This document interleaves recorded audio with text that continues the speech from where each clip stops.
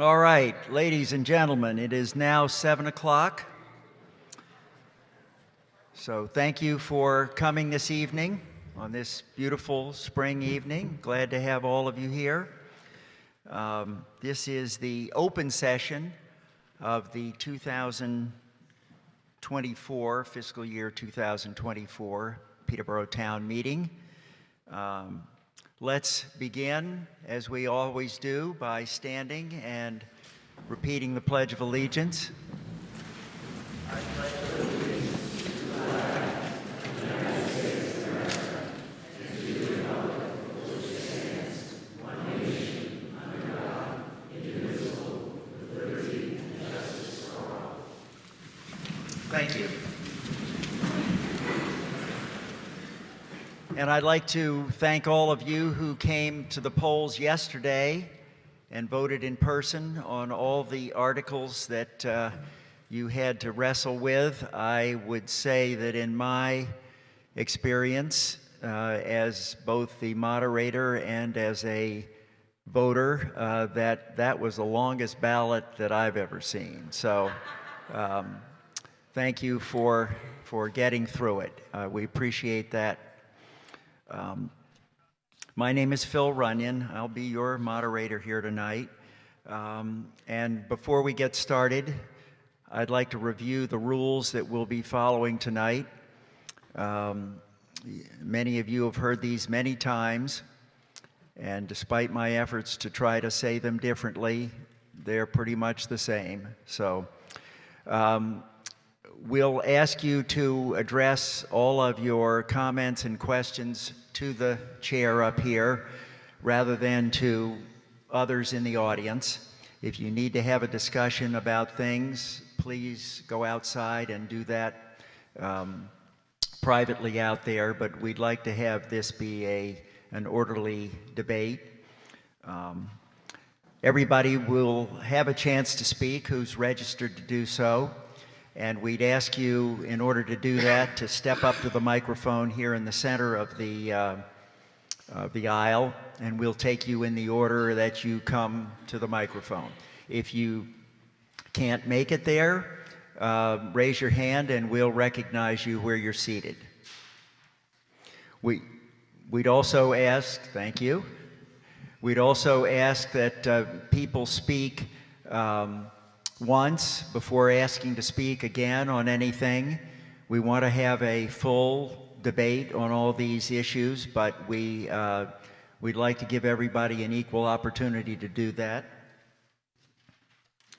And as I think we've said before, it's important to keep your comments as succinct and on the issue as possible. I think it's been proven that anyone who speaks for more than a minute and a half or 2 minutes is losing their audience. So, say what you'd like to say as quickly as you can, and if somebody has already made that comment, there's probably no need to say it again. So here's what we'll do. We've got three petition articles here tonight to deal with. On each of those, we'll start out by reading the article as it appeared in the warrant. I'll read the article. Then we will ask if there is a motion under the article. If so, we'll recognize that. And we'll ask then if there's a second to the motion. It'll need to be seconded by someone other than the person making the motion. And once that's on the floor here, we will ask the proponent of the motion to speak first or to designate somebody to speak for them. And once that speaker has finished, we'll open the floor to comments and questions from the audience. If there is an amendment offered on a motion, we will ask for that to be placed in writing. We've got amendment forms right here that Linda will give you. So be prepared, and if you're proposing to offer an amendment, write that out as soon as you can. We will read the proposed amendment. we'll ask if there's a second to it. If so, we will give the person making the amendment the opportunity to speak first, and we'll do the same procedure we would on the main motion. If the amendment passes, then we will proceed on the amended motion. If the amendment fails, we'll go back to the original motion. We'll take proposed amendments one at a time, so there won't be any amendments on amendments. We'll take each amendment and deal with it before considering anything further. All right, so there is a process referred to as calling the question. That's a motion made to cut off debate. I'm not going to recognize that kind of a motion until everybody has been given the opportunity to speak at least once. But if that motion is made and seconded, and if it then passes by a 2/3 majority, there's no debate on it, we'll simply take a vote. If it passes by a 2/3 majority, that'll be the end of debate, and then we'll vote on whatever the state of the motion is at that point. So let's give everybody a chance to speak at least once. I'm going to rule right now that we're not going to reconsider any of the articles after they've been dealt with the first time.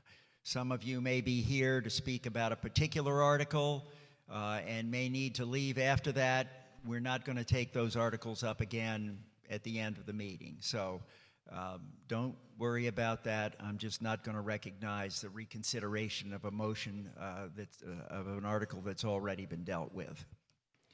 And then finally, before we get started, our civility protocol.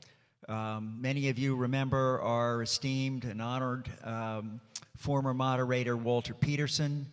Walter was the epitome of civil discourse, and we honor him by following in his footsteps. So we're going to have a civil discussion tonight, and anybody who's not prepared to deal with these issues in that fashion would be better off not saying anything, frankly. They'll be declared out of order if that's the problem, but I'm not anticipating it. So don't disappoint me here. All right, so any questions about our procedure before we get going? All right, well, thank you. First, I'd like to recognize Select Board Member Bill Taylor, who will welcome you on behalf of the board and has a few announcements to make.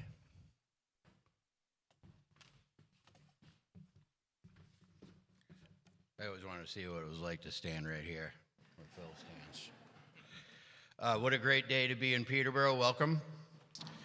I thought long and hard about what I wanted to say about our election this year, and then I thought about all the proud traditions that go on in this amazing building that my great-grandfather designed. I thought about Walter Peterson, thought about Phil Runyon. I thought about all of our amazing volunteers, former selectmen and women who are here, some of them. I thought about our staff and administration, past and present. I went over it and over it in my mind today as I drove over to see my daughter, and then it hit me. What words could I possibly put together that would say it any louder or any more clear than you all said yesterday at the ballot box? Ladies and gentlemen, Tyler Ward, your chair.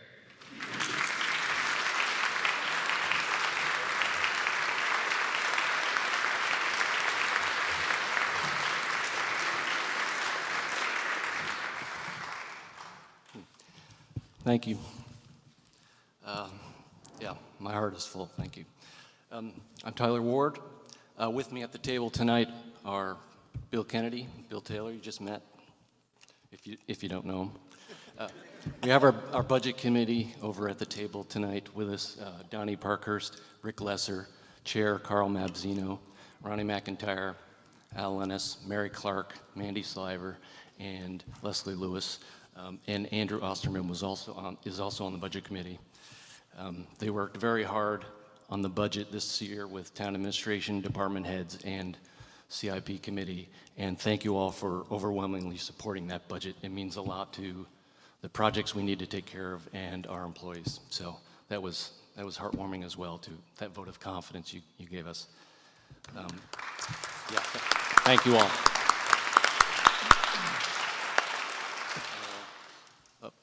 We're going to start off with something we haven't done in a few years.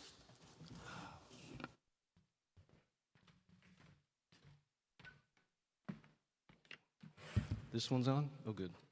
I'd also like to thank Cooper Leaf for the sound, and Tim Brezovic is capturing video. Town clerk Linda Guyette and assistant Sandy is over there. Sorry, I forgot your name in the moment. Carol Lennox, Kathy Sullivan, and Denise Sweet are supervisors of the checklist. They do a great job checking everybody in. So it has been years. We had a pandemic where we had a couple years where we couldn't do the Walter Peterson Award. And there, Bill mentioned there are volunteers and people that give their time, and we're also grateful to everybody that does that. But there's one particular person that's really deserved this for so long, and you all know her, we've all met her, we've all been inspired to volunteer by her. You've seen Francie doing the planter boxes on the bridges. You've read her backyard bird articles in the paper. You may have learned about conservation and invasive species, and you may have walked the trails over at Fremont Field, where she was very, very involved with saving that land. This town is a special place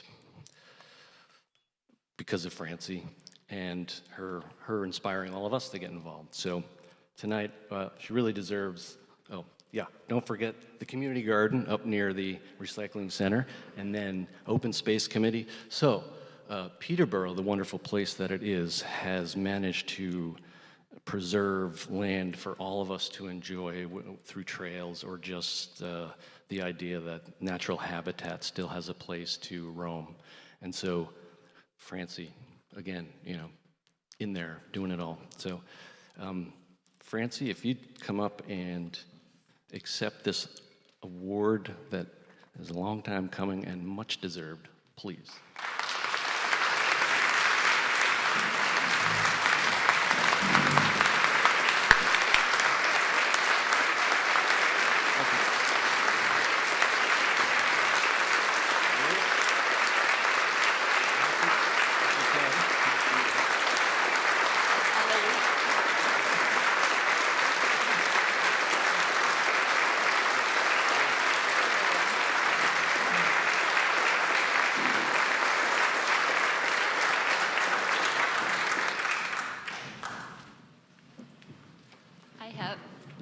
I have a few words. Duffy Monahan, who lots of you, I think, remember.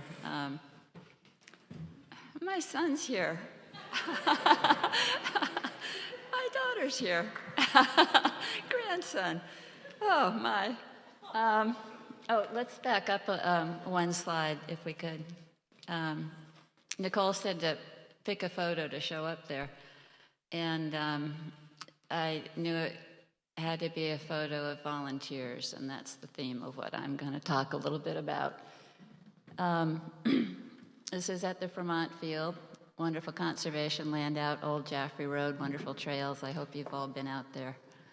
The Harris Center teacher naturalists used to go to different places with their field trips, and then they discovered Fremont Field, and they said, why go anyplace else? So in the photo there, Ann Twitchell and her two grandkids on the left. I was thinking she wouldn't have a hat on and I could point out the gray hairs. That's another theme tonight. I won't be here forever. Ann Twitchell, amazing volunteer, and I'm pretty sure she's here. She's never missed a town meeting or a town vote, and I heard she was going to be here. Volunteered for the hospital for decades. 24 years ago, which was a bit of a shock when I looked into the history, she helped install the 4 bridge planters on the library corner and the 4 in the post office, and she's maintained them ever since. Through droughts, that's like watering them, hauling water every other day, deadheading. Another gray hair with a hat on, sort of in the middle with a white cap. Paul Finch, he was there day one when we started the community garden across from the recycling center. And he is foundational to it keeping on, always volunteering, making sure things are working, keeping a waiting list, collecting fees. He's just been amazing. That's me with a red hat. I have gray hair. Well, back then maybe not. And my husband with a chainsaw, Carl von Mertens. And we've had lots of Conservation Commission work gangs at the Fremont Field, kind of brush. There actually needs one now. Maybe we could have a sign-up list. That was spur of the moment, the other stuff I've been planning. So there's a burn pile back there. Okay, so next slide, please. Here we are at the Fremont Field again. And there was a wind shear, something just, and a whole bunch of pines fell across the trail. And Duffy Monahan decided to start, she's in the photo there, decided to start Martin Luther King annual day of service on January 22nd, a weekend day along there. And she was always great to have ideas and to enlist or just sort of pass them off to other people to implement them. So I've implemented some, but again, it's time for someone else to step up and implement some more because I've fallen, well, sometimes it's not, January 22nd is not the greatest weather to be out there. So Debbie Kaiser's on the left, longtime volunteer for the Open Space Committee and the Heritage Commission, and probably other things. And there's Carl again. There's Duffy Monahan. John Carrick in blue, longtime Conservation Commission member. John Patterson, sort of in the background with a red hat, with a gray beard. He's here tonight. He was on the planning board for decades, and then change of scene, came onto the Conservation Commission, and just became so knowledgeable about natural resources. And there's Rick Monahan.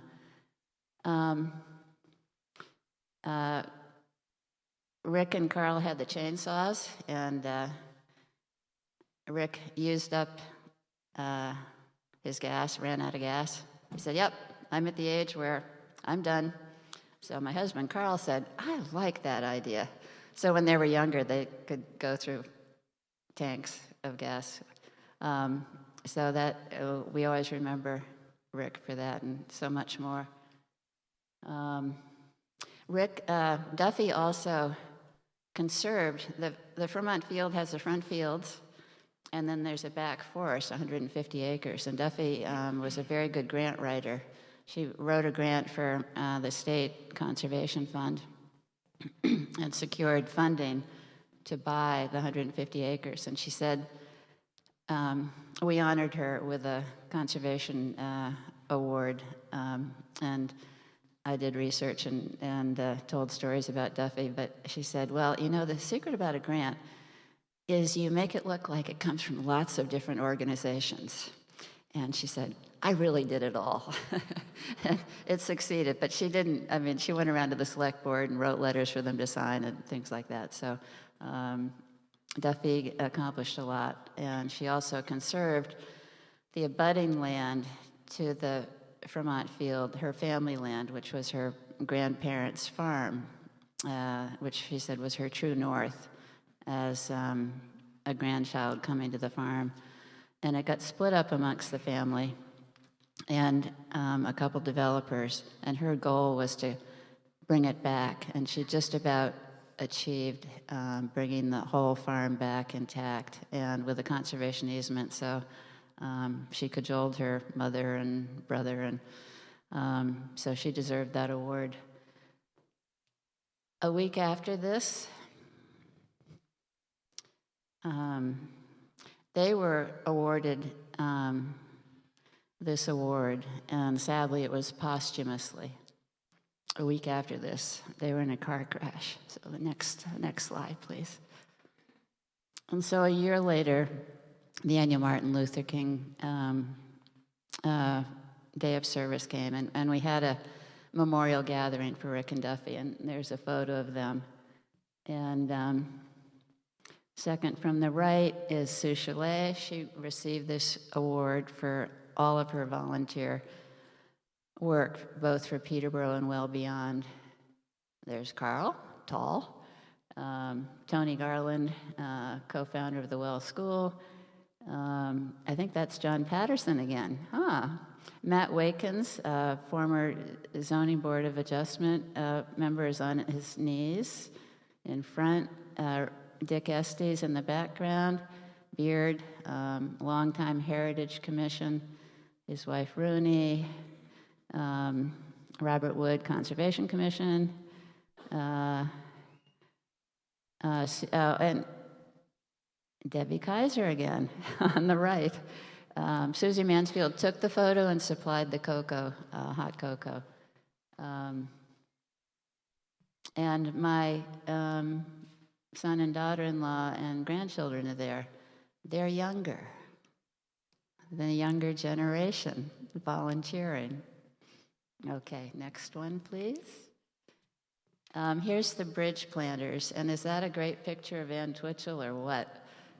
Terry Reeves, they're watering and deadheading the planters by the post office. Terry Reeves, 25 years ago, founded Children in the Arts, and what has that brought to the town? Pretty amazing. And she's a great leader who brings on other volunteers and doesn't micromanage, and I mean, she's amazing. So I thought tonight I was gonna the one volunteer I was going to ask for is the 4 planters. You might have driven by the post office. Well, I don't know who would have noticed, but all the planters were gone. Mishaps. They needed replacing, and my husband Carl, he died last August. So who's going to build the planters? So I was going to solicit somebody tonight. But then yesterday I found out that Seth McLean and Tim Rose, DPW, great team, have put something in motion to, I think Tim Rose is going to build the planters, so I can't get a volunteer. So last night I said, and I remembered that there was a prototype in our basement. So I said, I'll go down and I'll get the prototype and deliver it to you guys, and that'll make your job easier. So I go downstairs, and leaning up against the wall are a bunch of, the planters are, 7 feet, and so I started hauling, and I thought, wait a minute, how many boards does a planter have? There's 2 long ones and 2 short ones. Okay, there's one here. There's a second one here. There's a third one. Carl had made 4 planters, so no one needs to volunteer to make the planters. So that's it. Certain theme there about gray-haired people, and I think the town has been in great hands with us gray hairs, and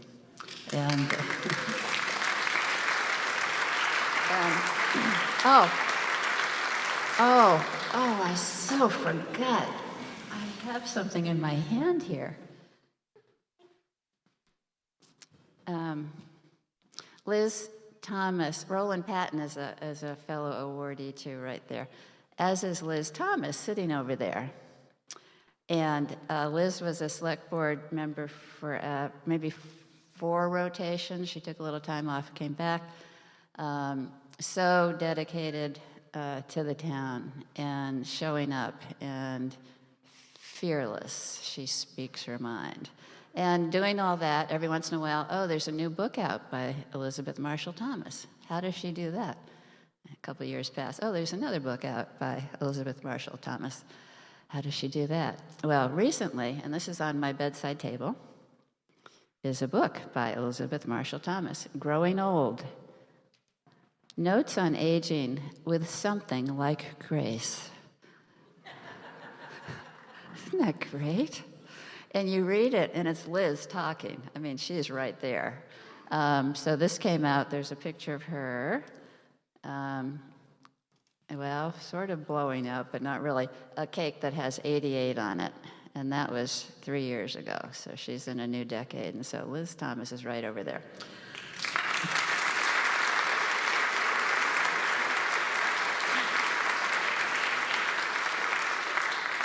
So I'm in a tribe, and it's a great tribe, and it was birds that brought me here. I fell in love with birds, and most of what I do has to do with conserving their world, the natural world, and the world that supports us as well. And I so appreciate the select board for this. And here's 3 volunteers. You have no idea what select board members do. They do a lot. So.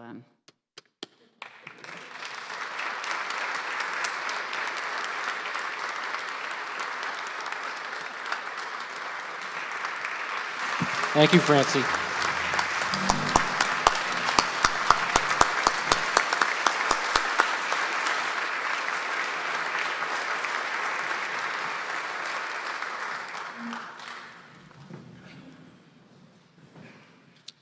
Well, congratulations from here too, Francie. And I think you've all seen what makes a great volunteer. They don't talk about themselves, they talk about everybody else. And so, right, there you go. Exactly. Bill? Sure, go ahead, Bill. Since we're in the mood, I want you to join me in thanking L. Philip Runyon for a great job as a town moderator. He has conducted these meetings. And you know, his most important role was yesterday at the polls, making sure that we only put one sheet into the machine at a time. Thank you, Phil.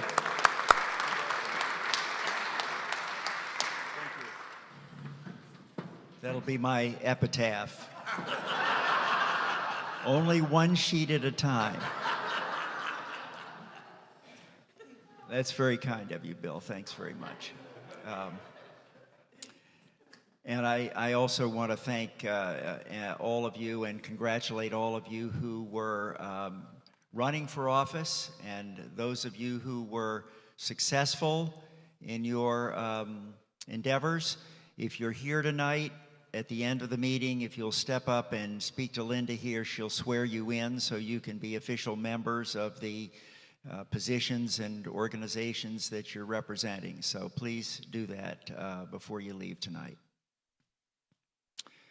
Okay, so I think, as you know, the budget passed yesterday at the polls pretty overwhelmingly, so I'm sure the select board is happy about that. And so we will be passing over what was Article 19 on the warrant and not having to deal with that further. And we'll start tonight then by taking up Article 20, which is one of the petition articles we have. And I'll read that first, and then we'll see whether there's a motion under that article. This one is to see if the town of Peterborough will appropriate $201,000 from the Pedestrian Enhancement Fund for the construction of an ADA accessible path that conforms to best management practices for erosion control during trail maintenance and construction as described in RSA 482. The path shall begin at the loop on Evans Road, cross along the back of the DPW lot, and terminating with a connection to the Shaw's parking lot. With money coming from an established fund, no additional funds will be raised through taxation. Is there a motion under Article 20?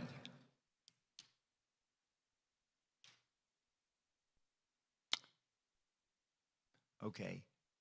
Do you have a motion under Article 20?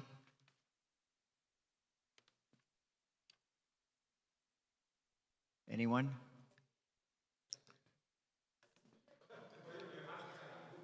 Pardon me?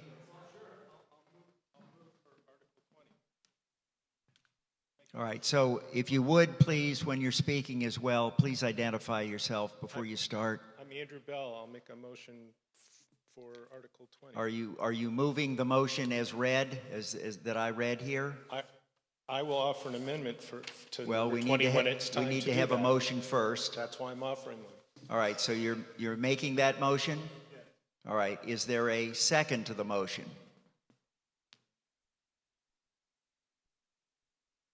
Okay. Second, yes, by? All right.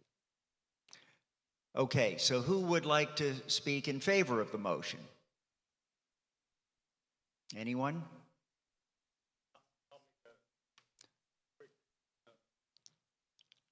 Statement in favor of it. It's really unfortunate that people can't walk or bike to get from existing infrastructure to Shaw's or CVS without walking along the highway. It's dangerous. I see people trek all different which ways to get there. And we need to do something to accommodate people who don't have cars to get there. Thank you. All right, thank you. Anyone else? Any questions, comments, pro, con? Yes, sir.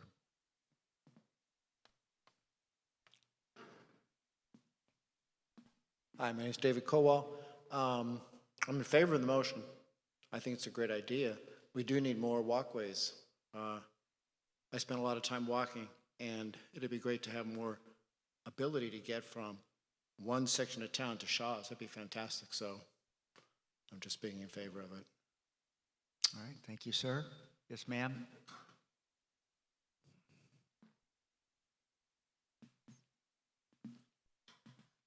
Kathleen Allen, Peterborough. You can get to Shaw's by walking by 101. It's not impossible, you just stay way over the edge. We need to look at something like getting from 202 up to the hospital.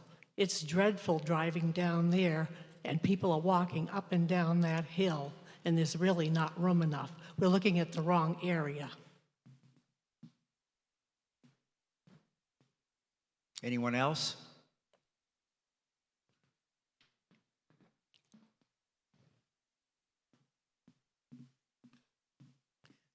Sue Shute. I'm very interested in exploring future walkways such as this. I don't know that if there's been any study to figure out what's the best timing and the costs. And I would wonder if is something that could be coordinated with the municipal facility. I think it's a great idea to add more walkability. I'm just curious what background there is. Is there anyone who'd like to respond to that on behalf of the town? My comment will roll right into that, so you might want me to go. Okay, gonna ask please, you. yeah. Hi, Sarah Steinberg-Heller. I was just wondering if the select board could speak to if this fund exists, the Pedestrian Enhancement Fund, and if these funds are available for this, because I just want to know what happens if this passes tonight as written here, if somebody could speak to that. Thank you, Sarah. This fund, as that is stated, does not exist. There is a fund that captures $5 on every car registration, and I don't know the name of it. Sorry about that right now. The Transportation Improvement Fund, the Capital Reserve Fund.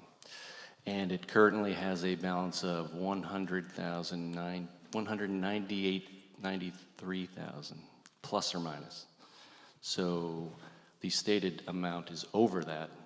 So that would mean we'd have to raise and appropriate and raise that money to make the difference.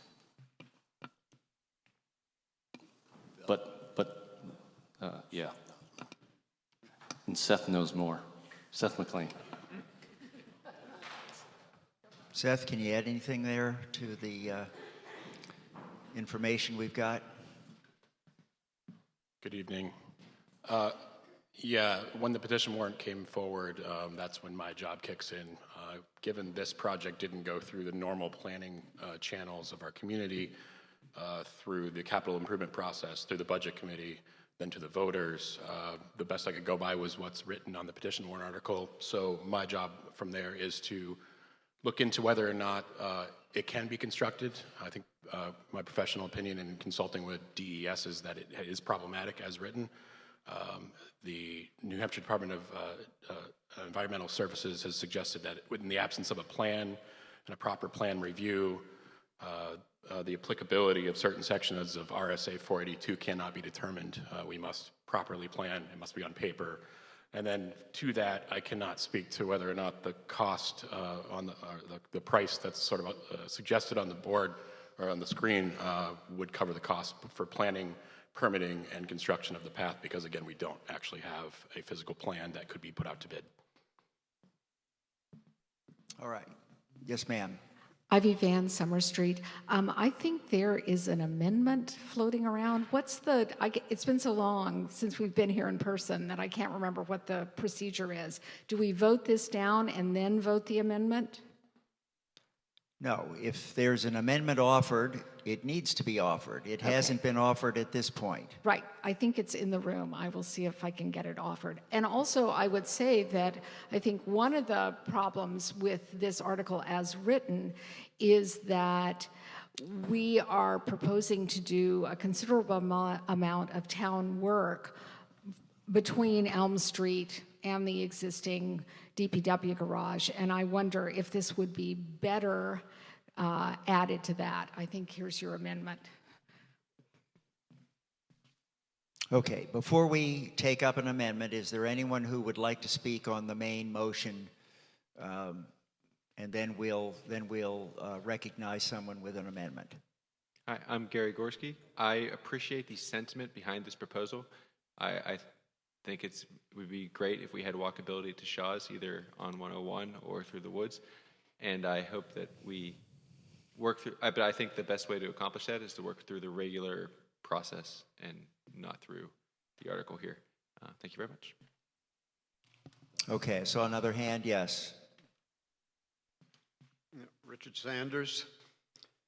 I can agree with the sentiment also that it would be nice to have a path like this going across to Shaw's, but at the same time I think to myself, $200,000, and has there been a reasonable study to come up with this figure and exactly what it will entail to build a path such as this? And is there any other alternative that might be looked at the same time? I know I have walked over to Shaw's myself, and I'm careful staying far enough off the road. I haven't ridden my bicycle there, but I have walked there. But I do have those concerns, and right now I just don't feel that I can support it the way it is there. Thank you. Yes, Bill Taylor. One thing is nobody's talked to Shaw's or Rite Aid about this at all. That's part of it. We have local businesses downtown that provide the same goods that all have sidewalks leading to them currently. And while it might be nice to support a large chain store over our local grocery store, this number may or may not even come close to accomplishing the path that is, I am assuming, proposed here. It would be great to have a safer area to do that, but this is planning and spending by petition, and that's not how we do things. Yes. What's that? I'd like to amplify that. I want to make a notice that the person who was primarily responsible for this petition article is not here tonight to support it. So it's interesting. But in addition to that, the fact that, you usurp all of the various processes that we have in town to make sure that all of our population is supported is wrong. Planning by petition is wrong. It is dumb. All right. Go ahead. Yes, please. Leandra McDonald, High Street, and I happen to be at least this year's Capital Improvement Committee Chairman, and I don't know how many year member. I think that the town is very good at planning for options. I do believe that when the plaza was adapted, we retained the ability to have a right-of-way at the driveway entrance. And I would think Seth and the fire chief and all the people who are working on planning the municipal campus might take this idea in hand, but I don't think we need a motion at this time, because serving the end of Evans Road doesn't serve the community center where lots of children and elderly people and other people are. So maybe some planning could go in and this would come back next year. All right. Sir, did you want to speak? Well, why don't you step up, please?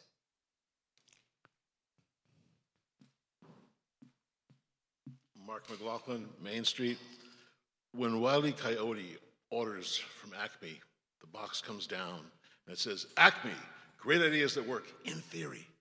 That's what this is. It's a great idea, but it's half-baked. It has to be fully baked. It's a great idea, but do it right.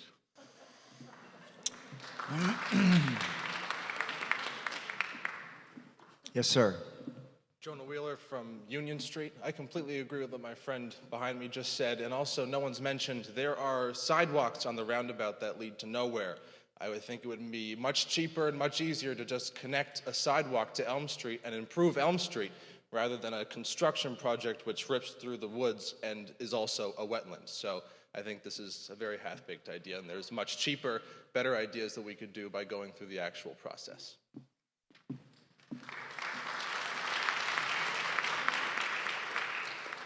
Okay.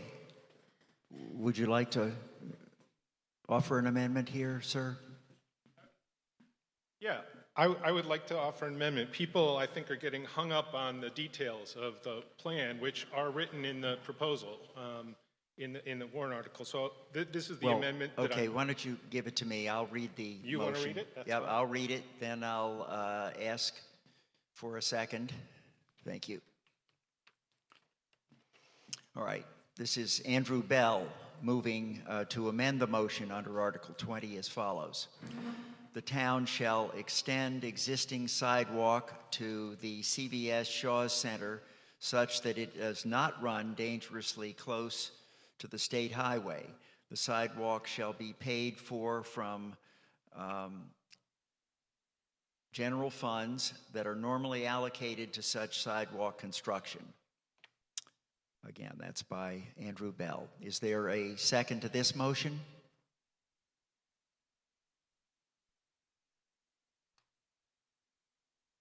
All right, I don't see a second at this point, Andrew. So thank you for offering that. Is there anyone who wants to speak further on the main motion, or are we ready to vote? I don't see any other hands. All those who are in favor of the original motion as I read it, and I'll be glad to read it again if anyone's not clear about it, but if you're clear about that, if you're in favor of the petition article that I read, please raise your paddles. If you're opposed to the motion, please raise your paddles. All right, thank you. I think that's distinctly in the negative, so we'll declare that that petition article has failed. And at this time, we'll move on to Article 21. And that one was also a petition article, and it states as follows. If the average age of the current members of a town commission, committee, or board is over the age of 65, The Select Board shall only appoint residents below the age of 65 to any vacant seats, positions, or roles. Is there a motion under Article 21?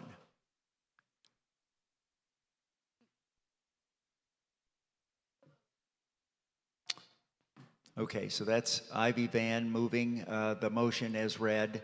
Is there a second to the motion? I don't see any hands.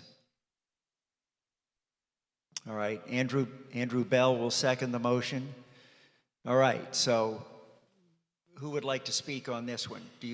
Would you like to? No?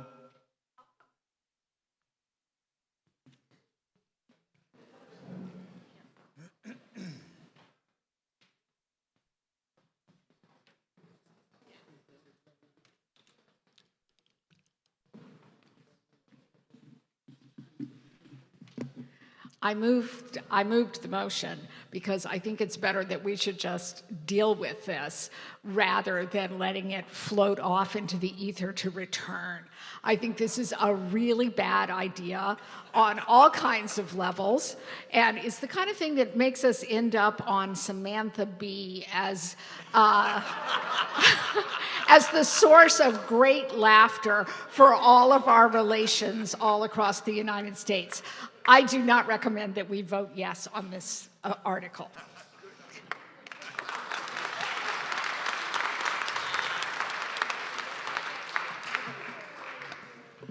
Would anybody like to bring up the fact that it's completely illegal also? That's actually fine. Okay, go ahead, Sarah yes. Steinberg Heller, I resent that we're wasting a blessed moment on this, given that it is just illegal and wrong. All right, well, before we... Bill Kennedy? I would like to also mention that the primary sponsor of this petition is absent. All right, yes, go ahead, please. Kathleen Allen. I brought this question up at the library and really did not get an answer. And my question to the person who brought it up, you want all these young people. What about the older people who are experienced, have maturity? They're just going to be left by the wayside. And we're not going to have people like Francie Von Mertens doing things in this town. You may be making an assumption there.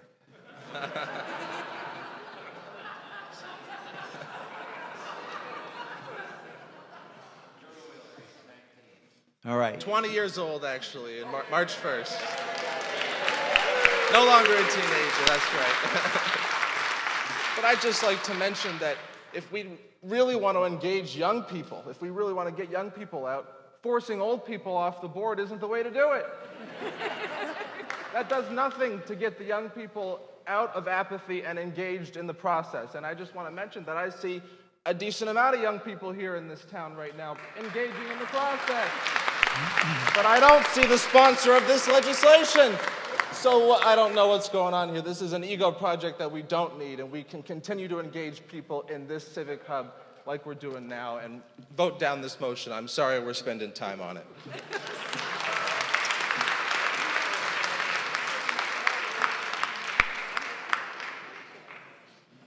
Yes, sir, I think I recognize you, but please state your name.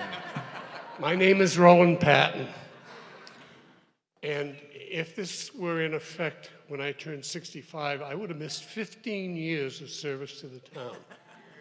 During that time, I served on the Budget Committee, and I would hate to see somebody that's 65 years old told that he could not serve in the town of Peterborough on a committee that was appointed. I think that's a real foolish idea. Let's get on with the program and vote this down.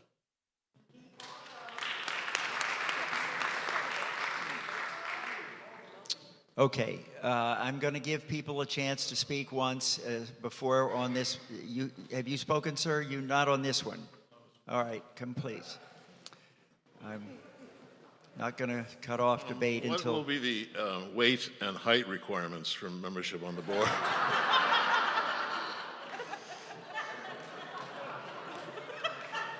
Do you want to speak? Yeah, Dewey Clark, Peterborough. Was it her or me? Well, I was pointing to you, but perhaps you'd like to defer. Maybe you want to. Can I say? Maybe you're interested in a duet. Can I say my quick thing?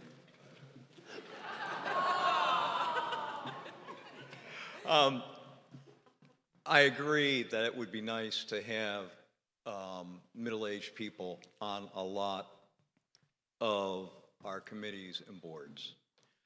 The problem is this ignores the reality that all volunteer organizations run into, and you guys are volunteers. All right? Every volunteer agency runs into the fact that when we're in our 30s, we're raising a house. When we're in our 40s, we're raising a family, and when we're in our 50s, we're raising our financial retirement. Okay? The reason people aren't coming is not because they're being excluded. I have seen young people on committees. All right? The reason that they're not participating actively is because they've got other fish they have to fry. That's the reality.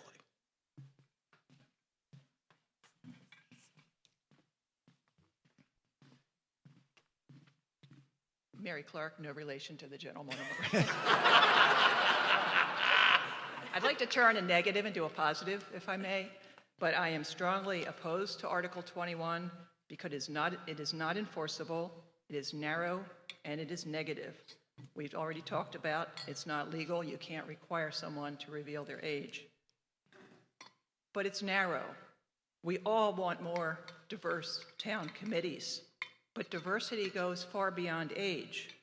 What about gender, race, ethnicity, sexual orientation, disability status, and other demographics? Not to mention, as Francie so eloquently put at the select board meeting, diversity in terms of knowledge and experience. So we should focus on positive strategies to increase diversity on our town committees. Taking a negative, exclusionary approach would be very detrimental to our town. So the alternate committee member position is a fantastic way to introduce a more diverse audience to committee volunteering, and we can be more proactive in our outreach to new committee members through the town website, the select board, the EDA, the welcome committee, etc. So Article 21 does not reflect the goals and values of our town, but there are other ways to deal with it in a more positive manner. Thank you.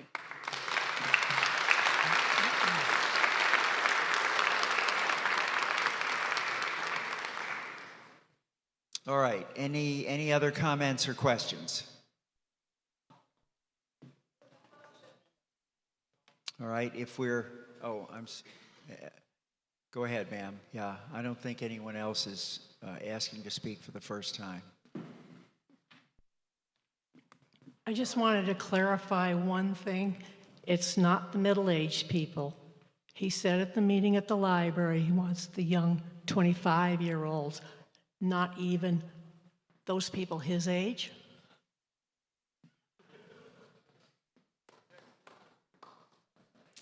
All right. Are you ready for the question? All right. If you are in favor of Article 21 as I read it, please raise your paddles.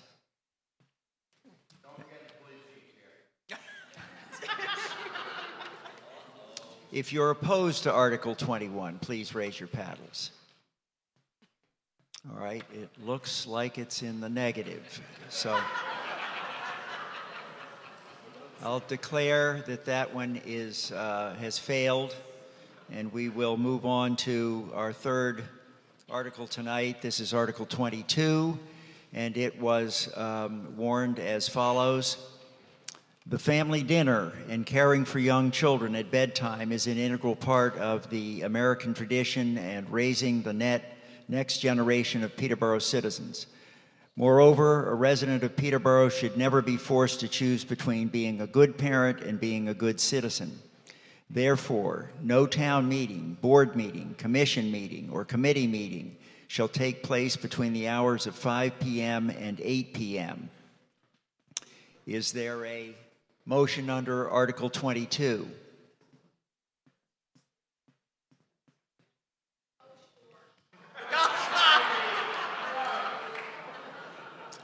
All right, so, okay, all right, there's a motion under the article by Ivy Van. Is there a second? All right, second, sir? Okay, go ahead, please. I'm still Ivy Van, and I still live on Summer Street. This is the dopiest thing I ever saw. But I will say that when I was a newspaper reporter in the 1980s, meetings didn't start until 7 p.m. But I think that that's a decision that has to be made by the people who are doing the meeting. And I do think that meetings should think about who can come to our meeting depending on what time we have it. However, I think that this fiat is probably not going to accomplish that. So I recommend that we vote no on Article 22, Code Book Amendment regarding scheduling of meetings by petition. Thanks. All right, any other comments? Tyler Ward. I would like to add that when we were deciding what to put on the ballot and what to put on the open session, we were presented with these 3 articles that evening, so we didn't know much about them, and we requested that they go on the open session so we could have a discussion because many people hadn't seen them before, and we figured there'd be a healthy debate. I don't know if making as much fun as we are is the best approach. I did request that we put this one last because it did have a time to it. It's only 7:57 right now, and I'm not trying to be funny. I would think that we would take time with the other articles to make it to at least 8 in order to maybe make it more amenable for people to speak on this. And I was very serious about that. And so if we could chat about anything else for the 3 minutes, I'm serious. For the 3 minutes. Okay, go ahead, and then I'm going to recognize the speakers here. There once was a child who required parenting 24 hours a day. There were no time slots where it was more important than others. I have a child, and when she was younger, she didn't turn off at 8 o'clock. And she wasn't turned off before 5. Okay, yes ma'am, thank you. Hi, I'm Peggy Lieberg. I live over on Concord Street. And as of yesterday, I'm no longer on the zoning board. I retired because I'm too old. We, on the zoning board over the past 7 years, we have had discussions about when to start our meeting. And it kept getting earlier and earlier. And more people showed up for it. So I think that this is going in the wrong direction. We should have, I don't know, meetings that start at 5:30, 6 o'clock, bring pizza. Yes, go ahead, please, yes. Hi, Sarah Steinberg-Heller. So I was inspired by Mary, what you said, and I think we should look at what's the positive here. And I think the positive here is that as a community, we have a lot to consider about like outreach now. I know that your guys' the wheels are already turning about how we can do better outreach. Maybe there could be a subcommittee from the EDA or another committee where we talk about coming up with childcare, community childcare. Like if there's somebody here who has a little kid who wants to join a board or committee, maybe they can get in touch with their community and see if they could have childcare that night. I know I don't have children, but I would be happy to help get that going in the community. So I just think, I like what Mary said, and let's look at the positive here. And the positive is, even though this, I don't need to say anything, everybody knows. Ivy said it best when she came up. But I think, look at this as positive, let's all finish talking about it, and then let's just move on. There's work to do in the following year. Yes, sir. Gary Gorski. I wanted to comment on one part of it that I actually signed this because I didn't read it fast enough and I thought it was asking something else. But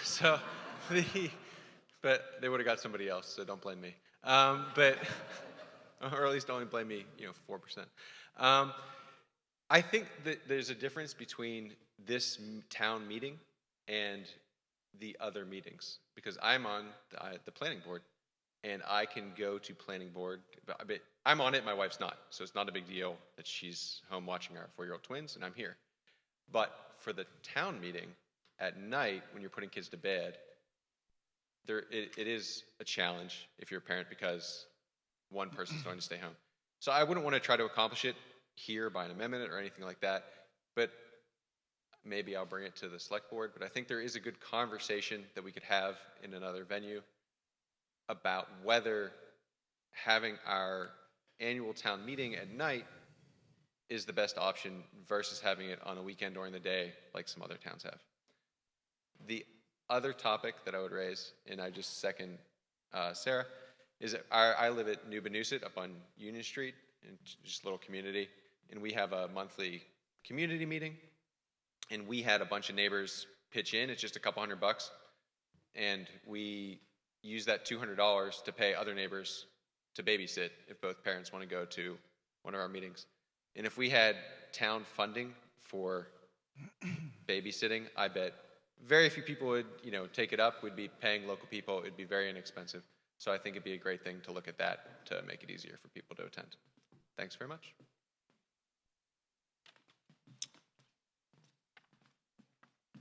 Go ahead, please. Hi, Jean Deach, Peterborough. Those of us with age and wisdom who've lived here a long time know very well that we used to have meetings on Saturdays, and there was a group, I don't remember, it was the Boy Scouts or whoever, but they would make sandwiches, and this was a fundraiser for them, so the meeting lasted all through the day. You got lunch, and there was free babysitting by the high school kids off in the room. Of course, we had it in the gym and everything. So we have the experience here. Talk to the old people, they can tell you how it worked. All right. Any other spokesman? Any other questions? Are you ready to vote? All right. If you're in favor of Article 22 as I read it, please raise your paddles.